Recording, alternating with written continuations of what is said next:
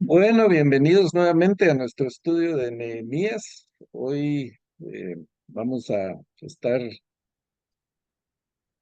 evaluando, examinando y sobre todo aprendiendo de Nehemías en el capítulo 6. Bueno, la semana antepasada que vimos el capítulo 5, pues nos dimos cuenta cómo Nehemías tiene que batallar con toda clase de enemigos, enemigos externos y después enemigos internos dentro de su propio pueblo. Hay gente que en lugar de ayudar, pues está perjudicando, está actuando en contra de la ley, explotando a su misma gente, cobrando intereses que no tienen derecho a cobrar. Y entonces Nehemías, por un lado, está construyendo, por otro lado, está protegiendo y por otro lado, está juzgando y resolviendo casos de injusticias. Y pues vemos la capacidad de este líder para manejar todas estas situaciones. Eh, y el día de hoy, pues, siguen la batalla. La batalla se intensifica. Y lo que pasa, hermanos, es que el enemigo es persistente.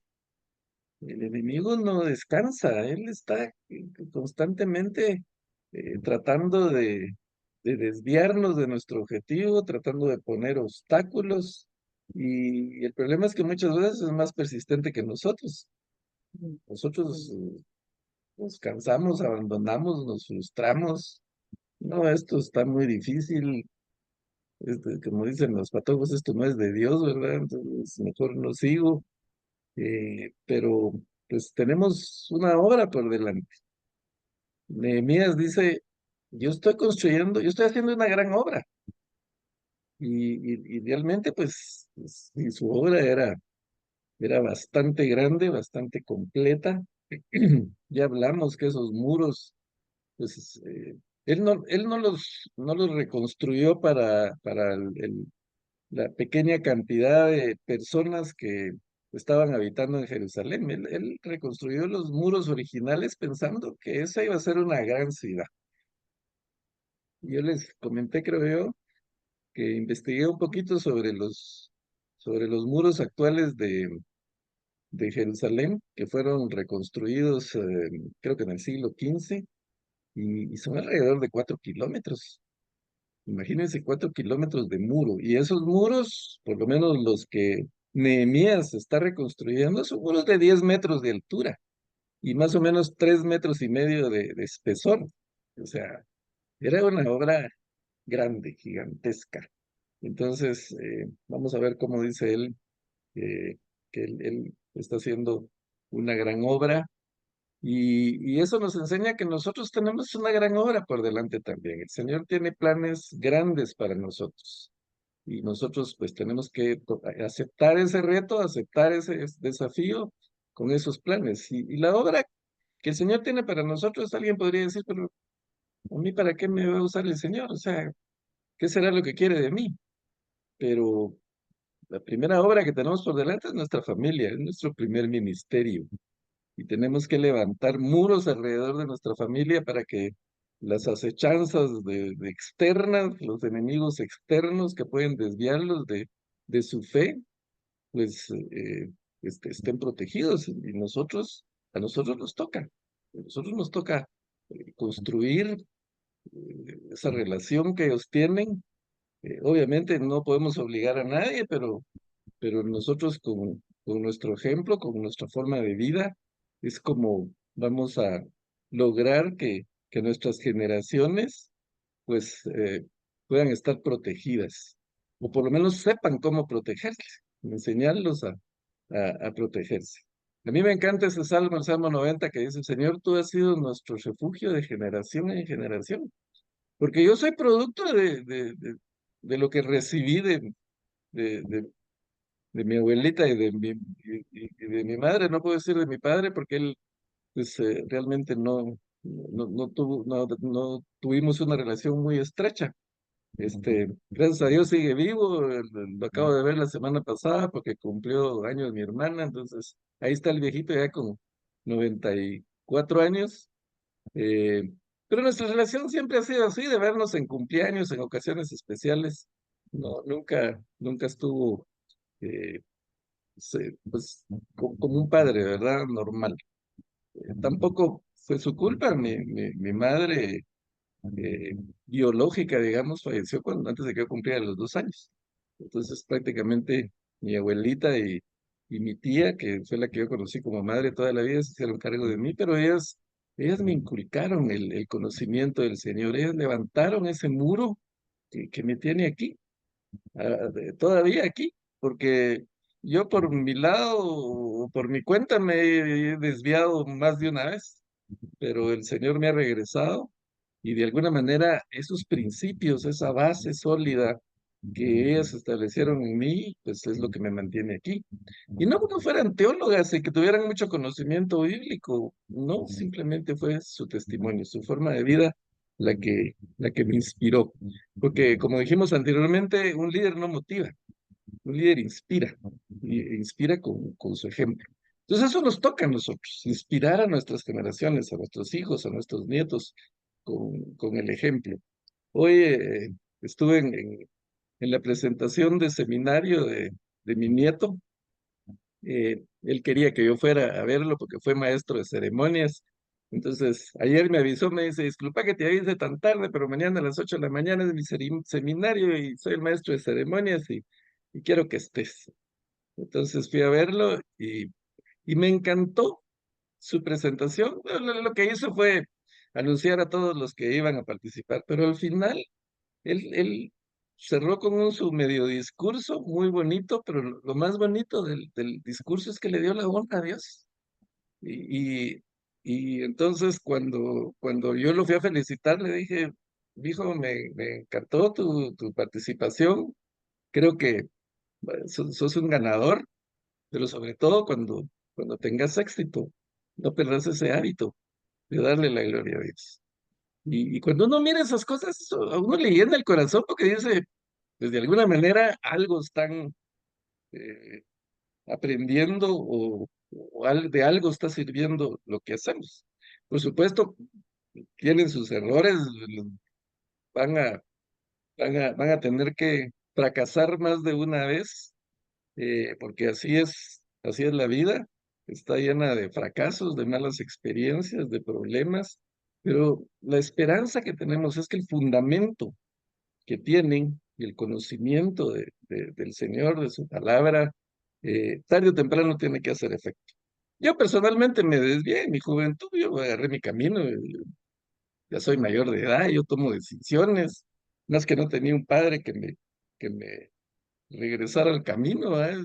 En determinado momento yo fui el hombre de la casa, me fui por mi lado, metí errores, tuve que pagar después las consecuencias, pero el fundamento que tenía en algún momento hizo efecto. En algún momento, eh, como el hijo pródigo, ¿verdad? Ya cuando uno está ahí comiendo lo que comen los cerdos, se acuerda de lo que uno tenía en la casa de su padre y entonces, pues, tiene que volver. Pero bueno, vamos al tema de hoy, porque si no, no nos va a dar tiempo. Ah, el tema de hoy está en los capítulos 6 y 7 de Nehemías y le pusimos como tema estrategias de intimidación y distracción, porque eso es lo que vamos a ver, cómo el enemigo pues utiliza tanta estrategia. Aquí los enemigos de Nehemías ya eh, intentaron por todos los medios bloquear la obra, usaron bullying, se burlaron, eh, trataron de avergonzar a Nehemías, dudaron de su capacidad para construir, dudaron de su fe, pusieron en duda incluso el poder de su Dios. Y Nehemías está aquí demostrándole quién es Dios. Porque eso es parte de la obra que él está haciendo. No simplemente está levantando paredes. Él está, eh, si leemos o releemos los capítulos anteriores, él dice, esta obra es de Dios. Yo estoy trabajando para Dios, yo estoy haciendo la voluntad de Dios. Entonces, eso es lo que nos mantiene en nuestro objetivo. Eso es lo que nos mantiene en nuestro propósito, cuando sabemos que lo que estamos haciendo, lo estamos haciendo para la honra y gloria de Dios. Aún nuestro trabajo es secular. Cuando estamos en una empresa trabajando o en un negocio, no estamos trabajando para el dueño del negocio, para los patronos, para la junta directiva. Estamos trabajando para la gloria de Dios. Eso es lo que nos debe mantener. Y cualquier obra que hagamos, pues que sea para la gloria de Dios, y entonces las cosas nos van a salir bien. No que no vamos a tener problema. Miren a Nehemías, tiene todos los problemas del mundo. Cualquiera podría decir, no es la voluntad de Dios, que está complicando mucho. Pero nadie ha dicho que el trabajo para el Señor es un trabajo fácil. Al contrario, es complicado. Mismo Jesús no la tuvo fácil. ¿Cuántos enemigos tuvo Jesús? ¿Cuántos se pusieron a su ministerio? ¿Cuántos se burlaron de él? Su propia familia decía, está fuera de sí. Vamos a traerlo a que recapacite porque se volvió loco. Y sin embargo, él tenía claro su objetivo, claro su propósito.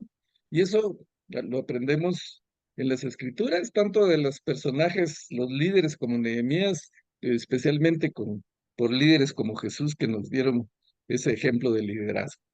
Pero bueno, vamos a leer entonces el capítulo 6. Si alguien, por favor, me ayuda con los primeros versículos, los primeros 6 versículos de Nehemías 6. A ver. Gracias, Nehemías. Sanballat, Tobías, Gesem, el árabe y el resto de nuestros enemigos se enteraron de que yo había construido la muralla y se habían cerrado las brechas, aunque todavía no se habían puesto las puertas en su sitio. Entonces Sanballat y Gesem me enviaron este mensaje. Tenemos que reunirnos contigo en alguna de las poblaciones del Valle de Ono. En realidad, lo que planeaban era hacerme daño, así que envié unos mensajeros a decirles, estoy ocupado en una gran obra y no puedo ir. Si bajara yo a reunirme con ustedes, la obra se vería interrumpida. 4 veces me enviaron este mensaje y otras tantas respondí lo mismo. La quinta vez Sanballat me envió, por medio de uno de sus sirvientes, el mismo mensaje en una carta abierta, y a la letra decía, corre el rumor entre la gente y Gesem lo asegura de que tú y los judíos están construyendo la muralla porque tienen planes de rebelarse. Gracias. Vamos a ver la continuación de la carta en unos minutos, pero empecemos a reflexionar sobre estos primeros versículos. Los enemigos, como dije yo, no descansan, están furiosos, están nerviosos. En el fondo tienen miedo, y tienen miedo de lo que está poniendo ahí en la carta, que están poniendo en la carta, que realmente Nehemías se convierta en el jefe ahí, el rey, aunque ya el rey Artajerjes le había dado la potestad de gobernador, de que él pues fuera una autoridad ahí. Pero van a seguir con su estrategia. Yo creo que estos personajes se reúnen secretamente, empiezan a maquinar, a inventar todo tipo de cosas, a ver qué estrategias siguen, y una vez que, según ellos, descubren lo que sí va a poder detener la construcción, pues lo ponen en práctica. Ya trataron por todos los medios de parar la construcción, pero como no pudieron, ahora van directo contra Nehemías. Eh, las estrategias del enemigo son así. Primero, tratar de detener la obra. No pueden detener la obra, pues vamos a atacar al que está haciendo la obra. Y entonces aquí ya el ataque es directo para Nehemías. Ya están viendo que las murallas que ellos habían dicho que si pasaba una zorra se iba a derrumbar, pues no pasó eso. Eh, estaban, cuestionaron de que pudiera terminar en algún momento el trabajo de Nehemías. Están viendo que ya prácticamente se terminó, todavía faltan las puertas, eh, pero ya las murallas prácticamente están eh, terminadas. Entonces, ¿qué quieren hacer? Bueno, saquemos a Nehemías de ahí. Si logramos sacarlo de la ciudad, pues entonces se va a detener la obra, y se lo quieren llevar a una ciudad que estaba más o menos a 30 kilómetros de ahí. Entonces, imagínense en lo que Nehemías iba. Recordemos que ahí no habían carros, motos, o iba a pie o iba en caballo, pero 30 kilómetros le iba a quitar por lo menos un par de días entre ir y venir. Y se ve la mala intención, porque ¿por qué no van ellos a reunirse con Nehemías? No, quieren sacarlo de donde está, quieren desviarlo, quieren distraerlo. Y esa es una de las principales estrategias del enemigo, ¿verdad? Que nos quiere distraer de nuestro trabajo, nos pone muchos distractores, muchos obstáculos, y nosotros necesitamos enfocarnos. Y aquí otro principio administrativo que nos enseña Nehemías, que es el enfoque. Nosotros podemos avanzar en nuestro trabajo si estamos enfocados. Si no nos enfocamos, los resultados no se van a dar. Hay una ley, la ley de Pareto, que es muy conocida pues en, temas administrativos, y es la ley 80-20.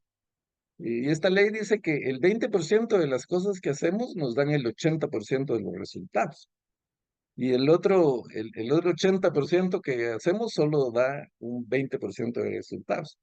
Entonces, ¿qué significa eso? Que tenemos que establecer prioridades, que tenemos que enfocarnos en aquellas cosas que sabemos que van a dar resultado para cualquier cosa que hagamos, para nuestro trabajo, para nuestro ministerio, eh, para nuestra vida, enfocarnos en las cosas que son importantes. Porque hay muchas cosas urgentes, pero no todas las cosas urgentes son importantes. Entonces tenemos que saber discernir qué realmente nos va a dar resultados y que nos va a dar buenos resultados, porque de nuestras decisiones depende nuestro futuro, bueno o malo. Los resultados que tengamos en el futuro dependen de las decisiones que tomemos hoy.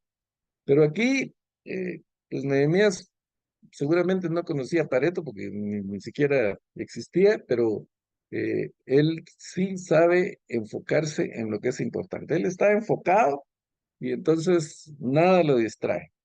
Y eso es importante para nosotros. Cuando queremos terminar una tarea, un trabajo, tenemos que enfocarnos. Eh, por ejemplo, yo leí un libro que se llama Cien años de soledad, que es de este famoso escritor García Márquez. Él quería escribir su libro, tenía todo en la cabeza, pero no lograba avanzar. Entonces dice que lo que tuvo que hacer es vendió un carro que tenía, en su carro viejo, le dijo a la mujer, mira, aquí está el dinero del carro, con esto compra comida, mira qué haces, yo me voy a encerrar hasta que termine el libro. Entonces él se encerró. No, me imagino que salía solo para comer o le llevaban la comida, qué sé yo, pero hasta que terminó su libro. Y pues es uno de los libros más leídos, ¿verdad? Entonces, es el enfoque, es dedicarnos a hacer nuestra tarea. Los orientales, los chinos tienen un método que es que ellos trabajan 25 minutos sin ninguna distracción para hacer algo. Descansan 5 y vuelven a trabajar otros 25 minutos, descansan 5 y así evitan todas las distracciones. Esos 5 minutos, pues ahí los usan para lo que no tiene que ver con su trabajo, pero lo importante es el enfoque. Y entonces, cuando trabajamos para el Señor, también tenemos que tener claro primero nuestro objetivo, qué es lo que queremos hacer, a dónde tenemos que llegar, y enfocarnos en eso y que nada nos distraiga. Y, y, y otro aspecto importante que aprendemos de Nehemías y que tenemos que aprenderlo también desde el punto de vista administrativo es a decir no. Eh, Decir no a las cosas que realmente no son importantes o no van a dar los resultados. Pero a veces queremos hacer de todo y queremos hacer mucho y mire, hermana, haga tal cosa, va. Y mire, pero tal otra también.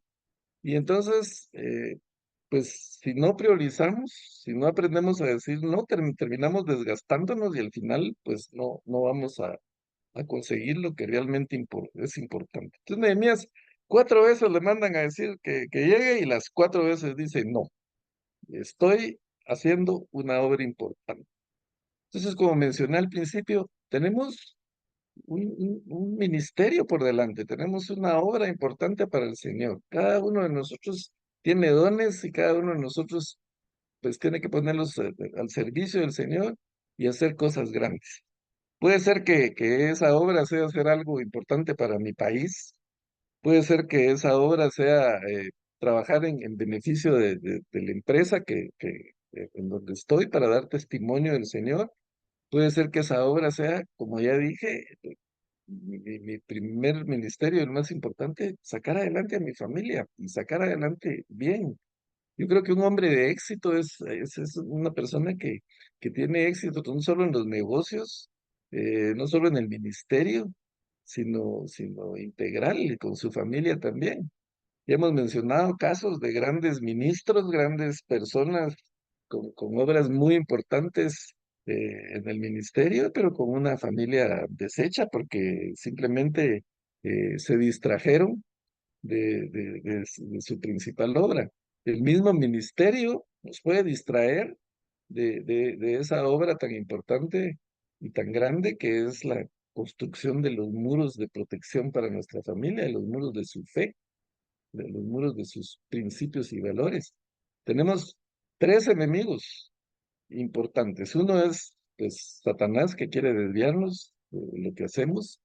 El otro es el ambiente en el que nos desarrollamos, un mundo caído de donde no hay principios y valores como los que nosotros tenemos, principios y valores cristianos. Eso nos quiere desviar y el otro es nuestra propia naturaleza pecaminosa, nuestra carne que nos atrae a cosas eh, que no debemos hacer. Como dijo Pablo, ¿quién me librará de este cuerpo de muerte que me lleva a hacer lo que no quiero, y lo que quiero no?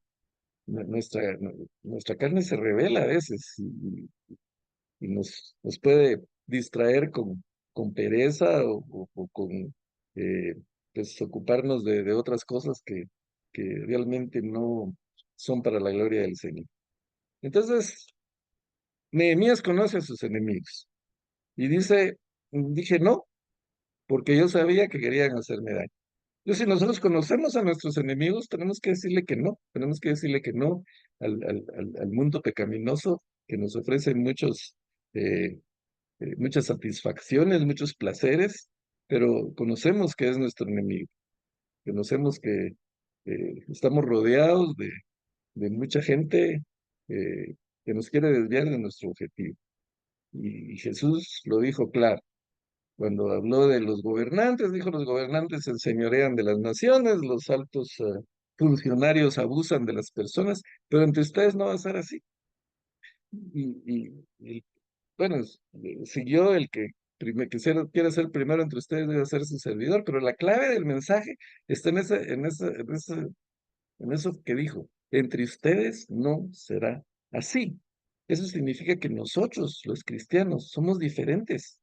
Entre nosotros no rige las costumbres del mundo, los principios del mundo, las tendencias del mundo que nos rodea. Justamente lo que nos eh, da la característica de cristianos es que somos diferentes, que tenemos que ser diferentes.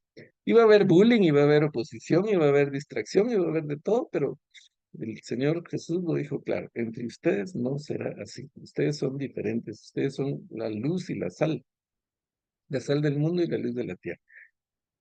Entonces, si conocemos a nuestros enemigos, vamos a decir que no, como lo está haciendo Nehemías. No puedo ir, estoy ocupado, estoy haciendo una gran obra.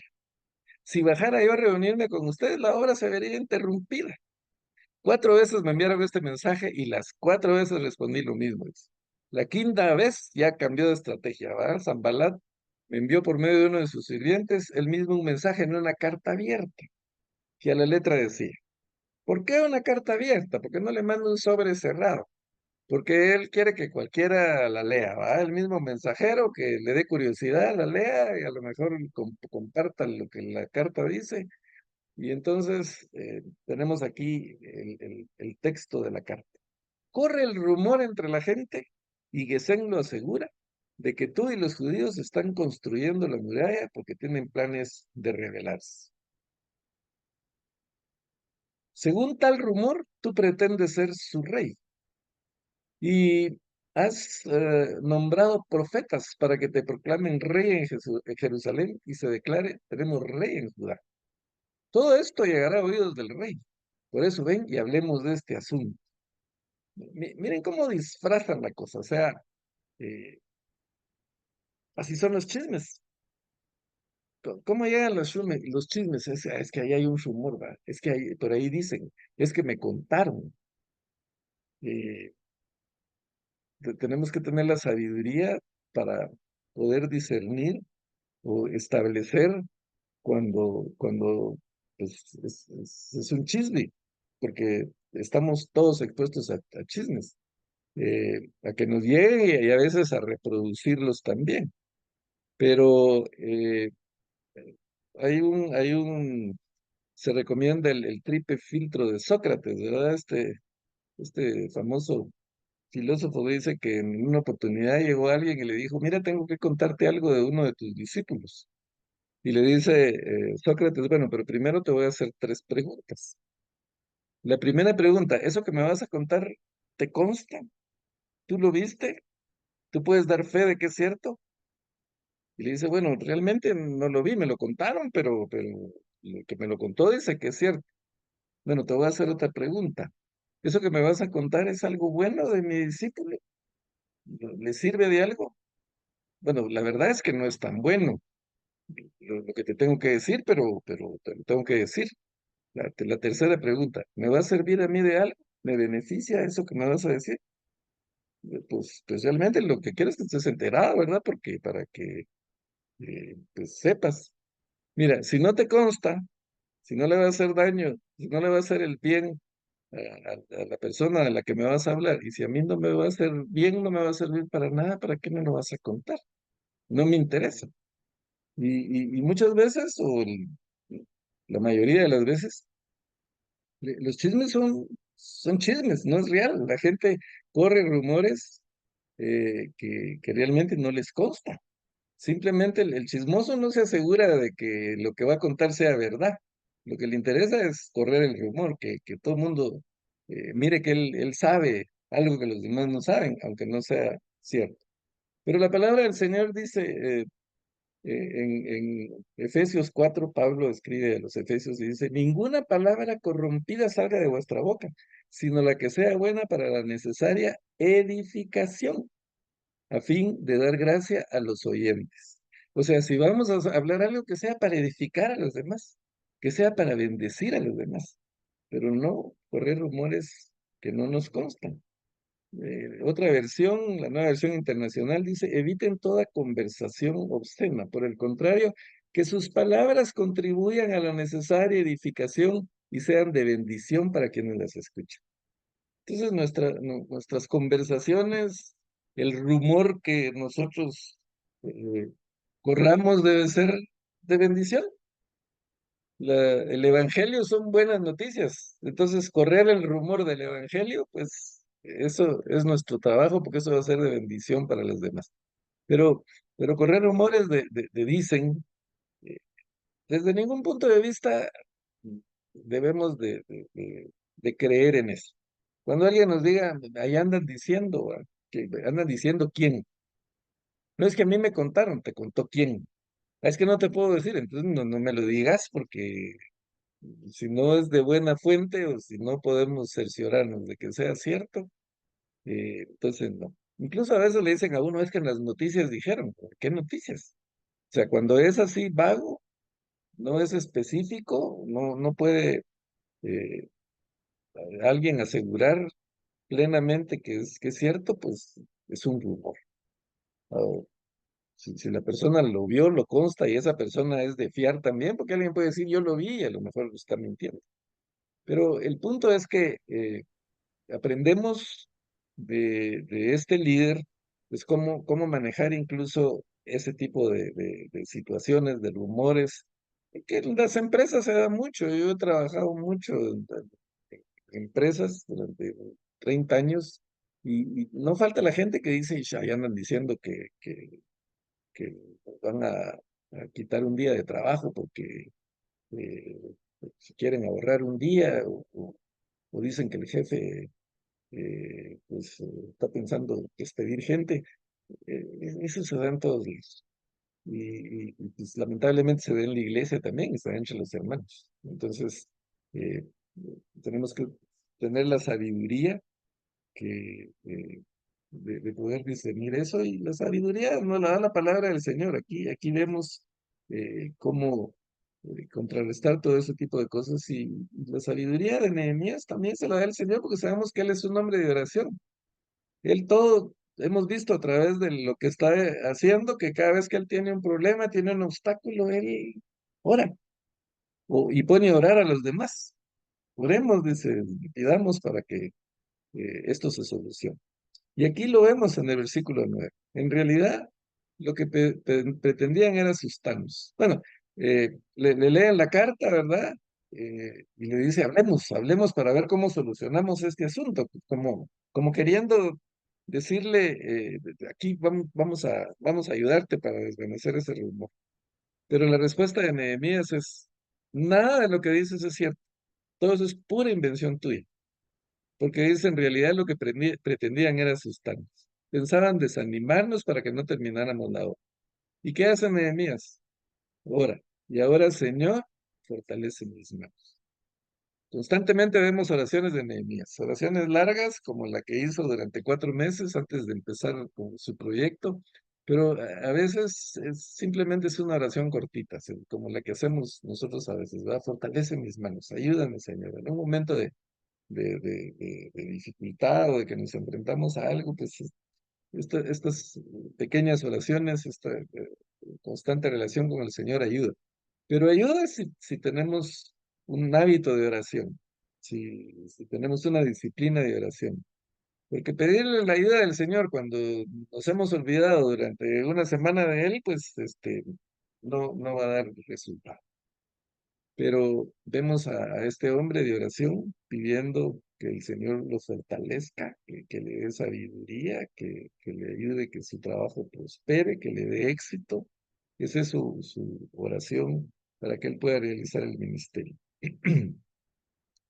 Eh, fui entonces a la casa de Semaías, hijo de Delaías y nieto de Metabel, que se había encerrado en su casa.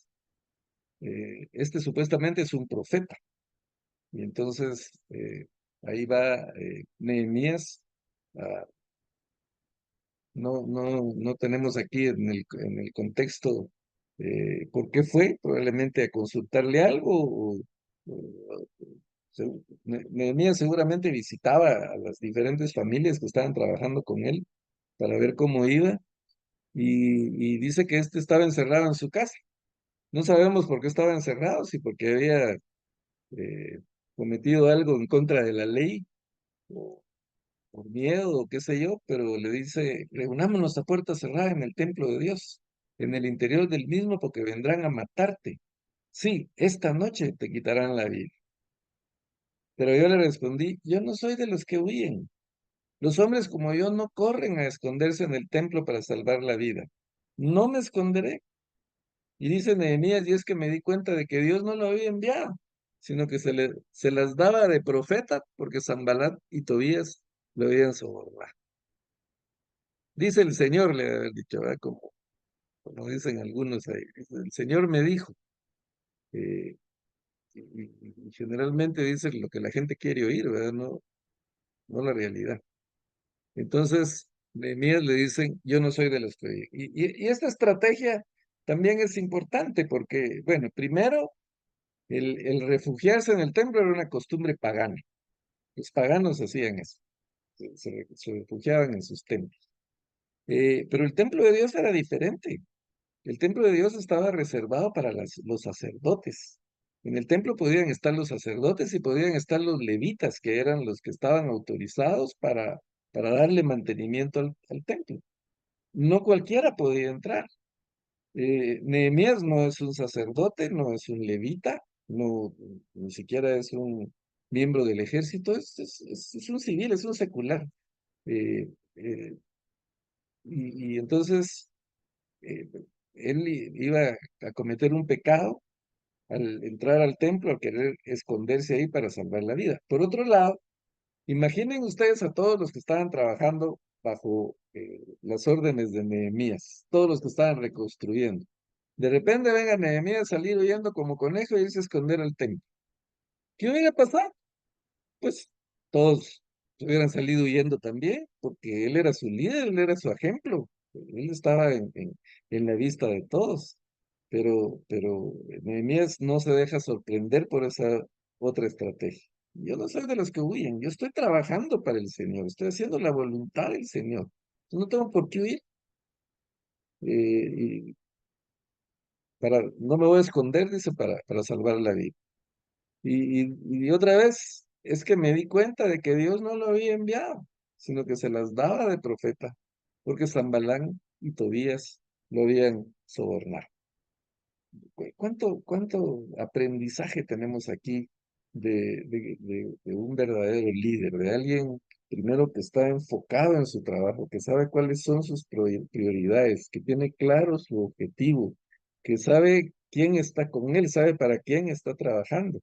Porque en repetidas oportunidades él dice del Señor, esta es la obra del Señor, estoy trabajando para el Señor.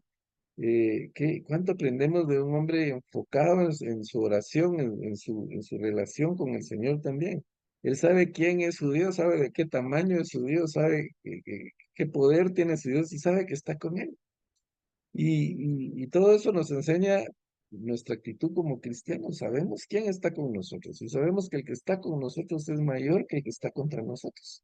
Entonces, si estamos haciendo su voluntad, si estamos trabajando para su obra, pues nadie dijo que iba a ser fácil. Nadie dijo que iba a ser un trabajo limpio también, porque, por ejemplo, Nehemías tenía el puesto más alto en la corte. Él era el hombre de confianza del rey, de Artajerjes. Él era el copero del rey. Entonces, pues ha de haber tenido un muy buen ingreso, ha de haber ganado muy bien, tenía una vida cómoda. Encima vivía en el palacio del rey. Tenía que vivir ahí porque era el copero del rey. Si al rey se le antojaba su sandwichito a las 11 de la noche o una copa de vino a la 1 de la mañana, pues te tenía que llamar a Nehemías para que le cortara un pedacito del sándwich y se lo probara primero para ver si no estaba envenenado. Entonces era un consejero incluso del rey, porque estando tan cerca del rey, seguramente el rey le contaba sus cosas, tal vez hasta sus intimidades o los problemas que tenía, y Nehemías era un consejero, era el más alto rango. Él estaba cómodo, él vivía, pues, seguramente poniéndose las mejores ropas, usando, no sé si en esa época ya habían perfumes, tenían que haber, digo yo, pues seguramente andaba ahí muy, muy, muy limpio, muy oloroso, muy elegante, muy bien vestido. Para estar en la corte del rey no iba a andar con jeans, ¿verdad? Sino tenía que andar así trajeadito. Deja todo eso, deja toda esa comodidad, deja todos esos lujos, deja ese, ese ingreso que tenía ahí y se va ¿a qué? A levantar piedras, a levantar escombros, en tierra con hollín, porque eso había sido quemado, entonces me imagino que estaban ahí los trozos de madera quemados que él tenía que levantar. Los que estaban trabajando en esa obra estaban negros de tizne, de hollín, de tierra, de suciedad, de toda la basura que había ahí. Entonces imagínense a un funcionario de la corte del rey que deje todo para ir a hacer eso. Pero Nehemías lo hace, porque volvemos a lo que Jesús dijo, el que quiera ser el mayor entre vosotros tiene que ser el servidor. Y Nehemías está ahí sirviendo al Señor y sirviendo a las personas que están con él, porque en el capítulo pasado vimos que hasta le daba de comer a 150 personas y ahí él de sus propios ingresos, de sus ahorros que seguramente llevó de lo que tenía en Babilonia, pues costeaba todo eso. Un hombre de servicio, un hombre que no eh, pues escatima el ensuciarse las manos, ensuciarse todo el cuerpo con tal de servir al Señor. Incluso cuando estaban construyendo la muralla y protegiendo, dice que ni la ropa se quitaba. primero para no pues, abandonar el trabajo y segundo porque sabían que tenían enemigos que los podían atacar. Eh, ¿Cuántos de nosotros estamos dispuestos a hacer eso para el Señor? ¿Cuántos estamos dispuestos a dejar nuestra comodidad? ¿Cuántos estamos dispuestos a ensuciarnos las manos para realmente hacer el trabajo que el Señor quiere que hagamos? ¿Cuántos estamos dispuestos a salir de nuestra zona de confort, de nuestra comodidad? Porque como dije, el hecho que estemos trabajando para el Señor no quiere decir que va a ser fácil. Podríamos pensar, bueno, yo voy a trabajar para el Señor, yo voy a realizar el ministerio, pero Él me tiene que apoyar y entonces todo me tiene que salir bien. No, las cosas nos van a salir mal. Y van a haber oportunidades en que nos van a salir muy mal. Pero si tenemos claro nuestro objetivo y queremos servir al Señor y hacer una gran obra como el Señor quiere que la hagamos, pues no vamos a desistir. En efecto, ese versículo 13 lo habían sobornado al profeta, ¿verdad? Para intimidarme, o al falso profeta, para intimidarme y hacerme pecar siguiendo su consejo. Ahí vemos pues que si él hubiera ido al templo, pues hubiera pecado por miedo. Así podrían hablar mal de mí y desprestigiarme, que era lo que quería. Dios mío, otra vez, ora al Señor. Recuerda las intrigas de Sanbalat y Tobías. Recuerda también a la profetisa Noadías y a los otros profetas que quisieron asustarme. O sea, no fue solo uno. Esta gente contrató un montón de gente a supuestos profetas para que le dijeran cosas que no eran verdad, que el Señor no había dicho. Pero aquí vemos la parte, pues, eh, las buenas noticias, ¿verdad? La parte maravillosa del asunto. La muralla se terminó el día 25 del mes de Elul. Su construcción había durado 52 días. Una muralla que estuvo derrumbada alrededor de 170 años, porque recordemos que fueron 70 años de exilio. Y aquí Nehemías está trabajando más o menos 100 años después de que regresó el primer grupo de los expatriados. Entonces esa muralla que había estado destruida, quemada durante tantos años, se la levanta en 52 días. ¿Por qué? Porque la mano del Señor estaba sobre él, en primer lugar. Segundo, porque él tenía claro su objetivo. Tercero, porque no dejó que lo desviaran, lo distrajeran de su objetivo.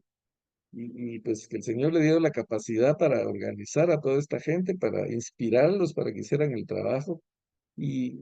Pues entonces ahí tenemos todo ese aprendizaje de Nehemías.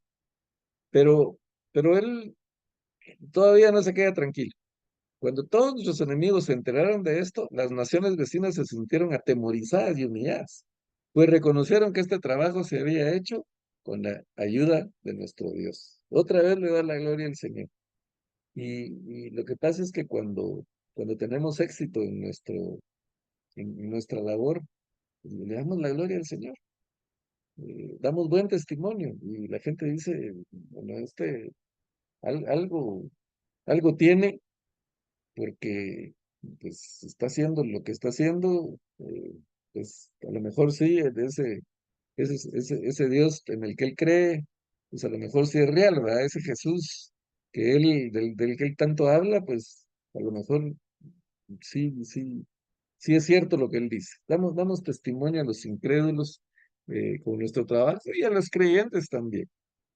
Ah, en aquellos días los nobles de Judá se mantuvieron en estrecho contacto por carta con Tobías, pues muchos judíos se habían aliado a él por ser yerno de Secanías, hijo de Araj, y porque su hijo Joanán era yerno de Mesulán, hijo de Berequías.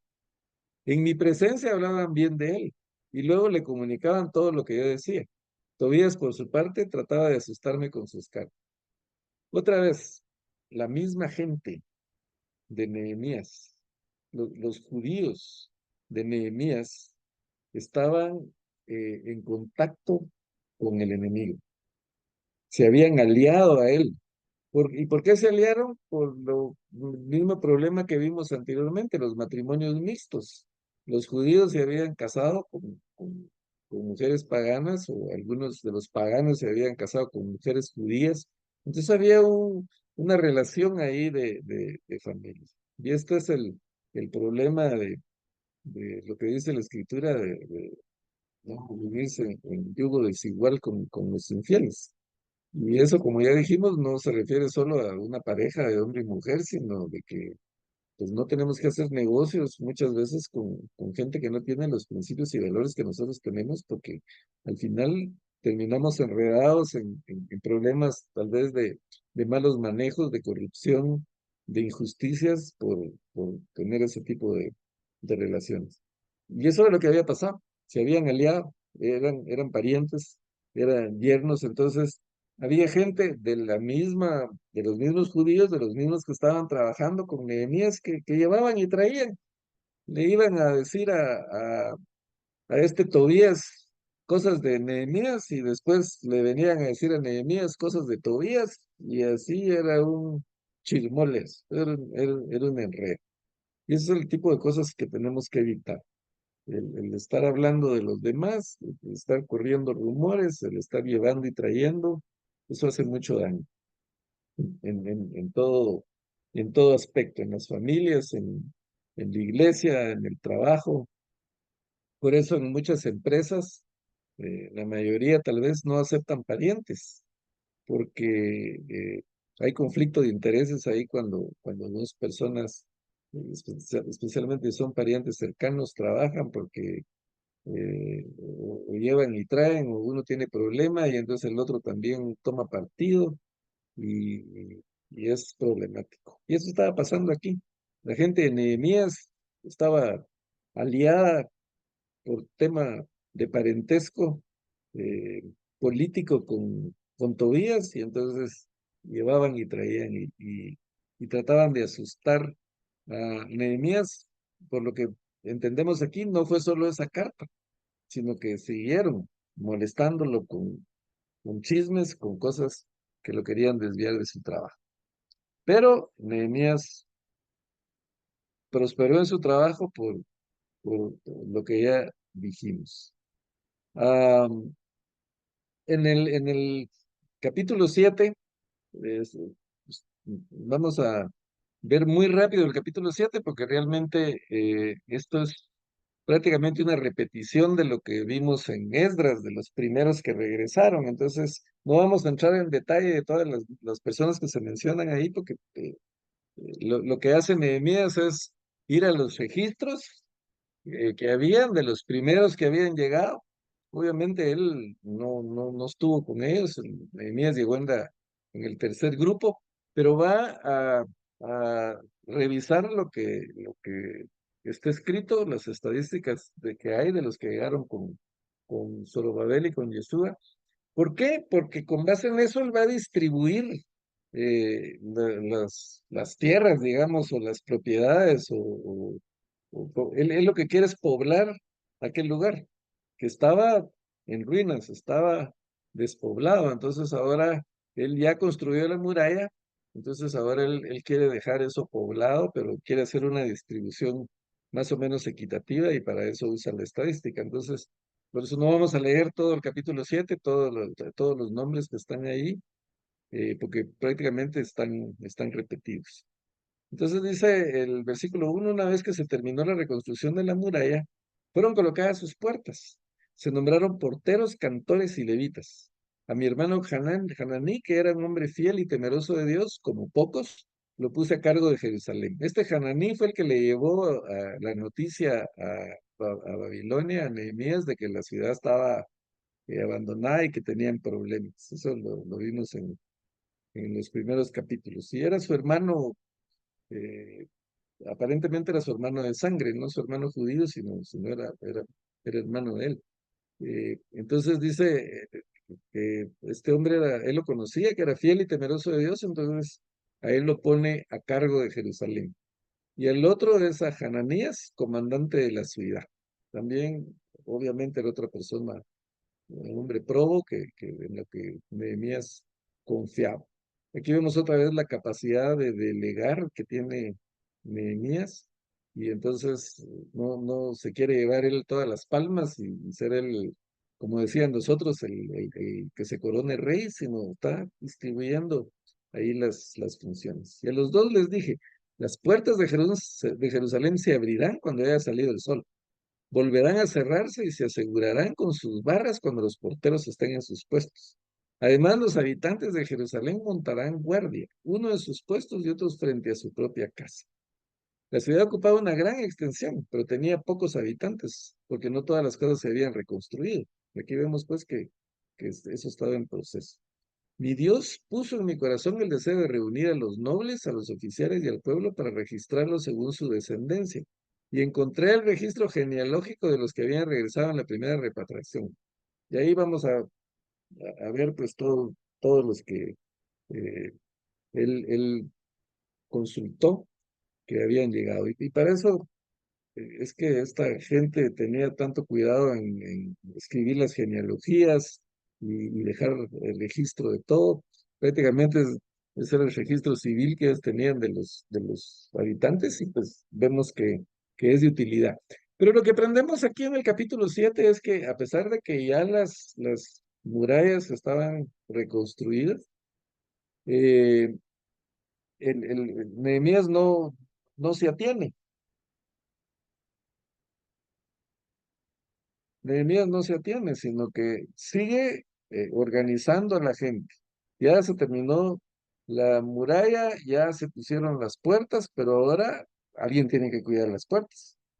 Y esas puertas solo se van a abrir de día, de noche van a estar cerradas, porque afuera están los enemigos y los enemigos no descansan. Entonces eso es importante para nosotros, para mantener nuestra fe, para mantenernos en nuestro ministerio.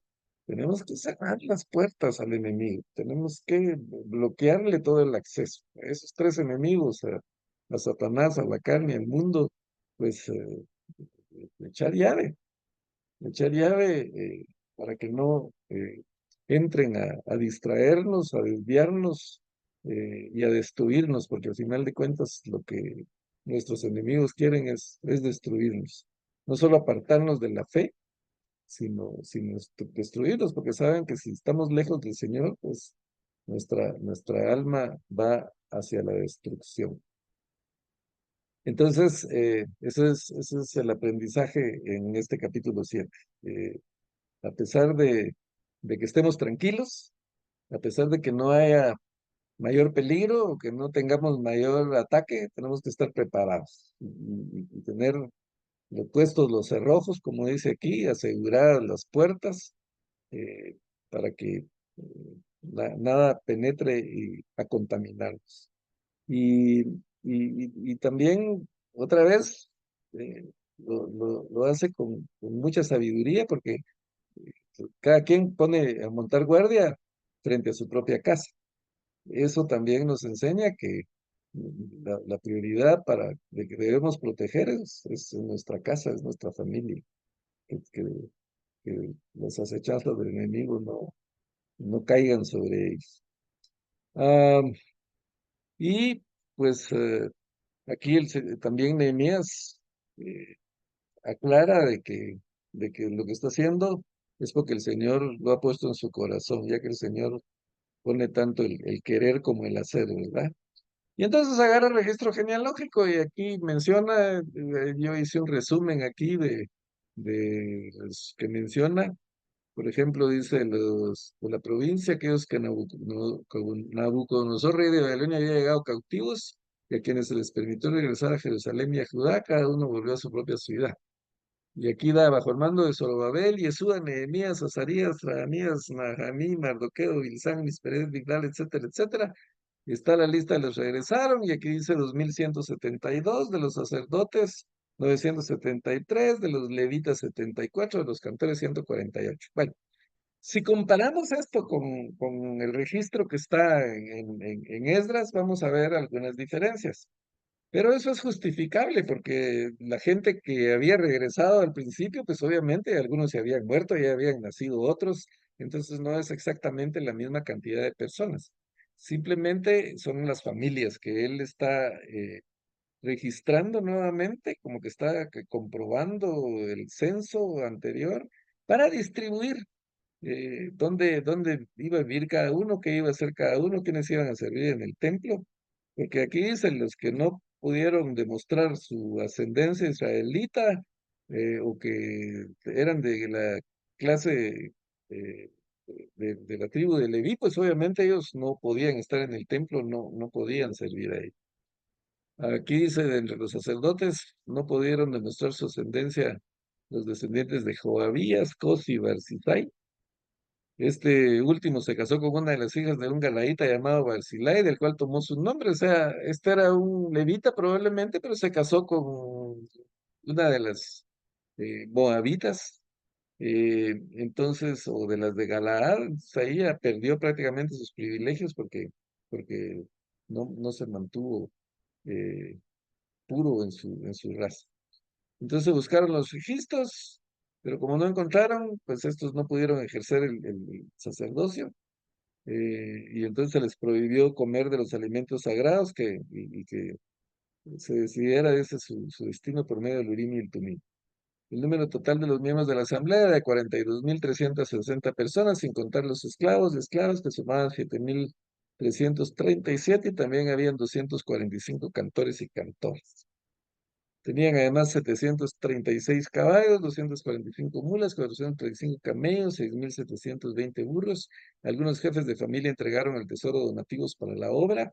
El gobernador entregó el tesoro 1.000 dáricos de oro, 50 tazones y 530 túnicas sacerdotales. Los jefes de familia entregaron 20.000 dáricos de oro y 2.200 minas de plata. El resto del pueblo entregó 20.000 dáricos de oro y 2.000 minas de plata y 67 túnicas sacerdotales. Los sacerdotes, los levitas, los porteros, los cantores, la gente del pueblo, los servidores del templo y los demás israelitas se establecieron en sus propias ciudades. Al llegar el mes séptimo, los israelitas ya estaban establecidos en sus ciudades. O sea, él ya distribuyó, ya estableció quiénes están en cada lado, quiénes van a ir. Algunos se quedan en Jerusalén, otros simplemente llegaron a colaborar y se regresaron a sus ciudades. Pero ya Nehemías, por decir así, terminó esta parte de su trabajo. Y entonces, la próxima semana, si el Señor lo permite, vamos a ver lo que sigue, que le pusimos aquí el título, que es cuando Esdras lee la ley. Ya Nehemías hizo la restauración física de las murallas, de la ciudad, del pueblo. Ahora viene Esdras con la restauración espiritual. Y bueno, pues eso es lo que tenemos hoy. Yo siempre les voy a mandar un resumen porque obviamente no podemos ver todo lo que se podría, pero tratamos de establecer lo más importante en, en lo de hoy. Muy bien, qué alegre que hay más gente, siguieron sumándose aquí. Ahí está don Félix, ¿verdad? Y hace rato que no mirábamos a don Félix, estamos aquí conectados, pero qué bueno que está. Bienvenido, don Félix. Saludos, Dios le bendiga, hermano Walter. Bueno, hermanos, preguntas, reclamos, comentarios No, antes de yo creo que despedirnos. todo estaba muy bonito porque realmente uno se enfrenta con muchas cosas cuando está en el ministerio, ¿verdad? Y todo esto nos ayuda a seguir adelante, no importa lo que venga, no importa todo lo que pueda venir, muchos días, ¿verdad? De trabajo, pero por el Señor todo es bueno. Muchas gracias. Muy, muy preciosos esos mensajes, ¿verdad? Porque son ejemplos de fidelidad al Señor. Muchas gracias. Sí, y nadie dijo que una obra grande va a ser fácil, ¿verdad? Definitivamente tenemos que sacrificar algo para la gloria del Señor. Muchísimas gracias, hermano, porque estuvo lindo, lindo el estudio. Muchas Bueno, gracias. si no hay Gracias, más, hermano entonces, Walter. Muy interesante. Dios lo hermana Silvia, bendiga. Gracias, hermano. Muy igualmente. linda enseñanza. Muchísimas gracias. Dios lo bendiga, hermano. Gracias, hermanas, igualmente. Mi hermano Walter. Entonces, si el Señor lo permite,